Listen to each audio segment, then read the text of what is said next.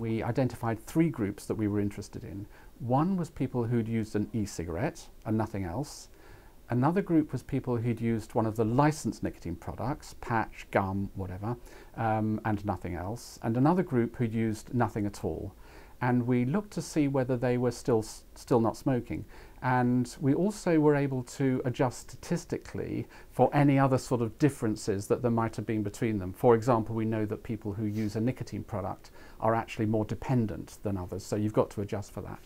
And when we compared the success rates of those groups, what we found was that those who are using the electronic cigarette were about 60% more likely still not to be smoking than either of the other two groups.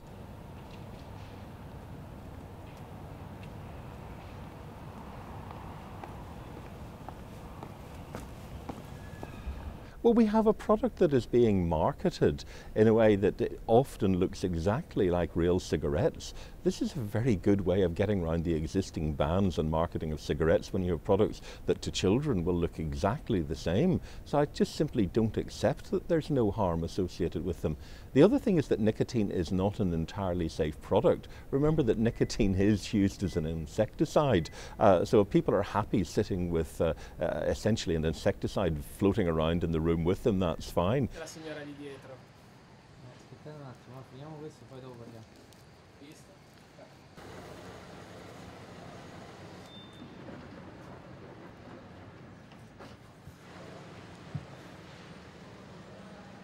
This is killing something like 5 to 6 million people a year. You know, the figures are just astronomical.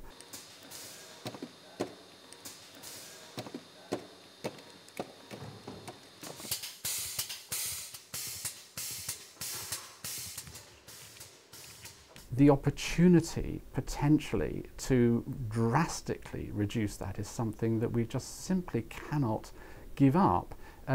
Yes, there are risks attached to it in theory, but those have to be weighed against the gains. And this is where, you know, the controversy is and where all the debate is about e-cigarettes. On the one hand, you've got people who see that opportunity, and I'm one of them, and think we must cautiously go with it. And there are others who just see it as a threat, and I think that is a mistake.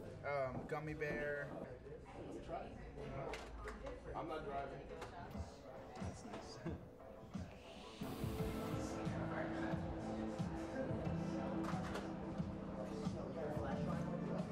If we really want to make a difference on smoking, then we need to go for the classic measures, which are to address price through tax hikes, the advertising, the marketing, which is particularly by going for plain packs and reducing availability, as in the point of sales displays that we have. And we know from the experience in Australia and New Zealand that we can achieve levels that are perhaps a quarter of what we're seeing in smoking rates in the United Kingdom without using an unproven technology of marginal benefit, if any, and with serious risks of renormalizing the imagery of smoking.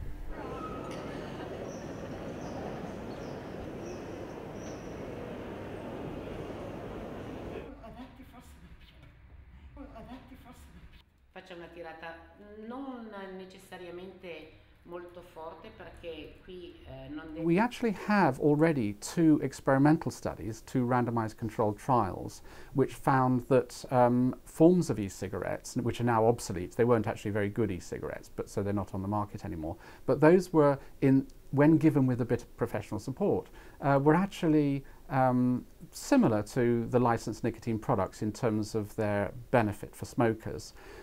What we now see from our research is that when there's no professional support involved, which is actually how most people are using these things, that there is some benefit for these products, whereas with the licensed nicotine product, unfortunately, we're not seeing that kind of benefit. So it's a piece of the jigsaw puzzle. I think it's quite positive for e-cigarettes, but of course we do need more research continually.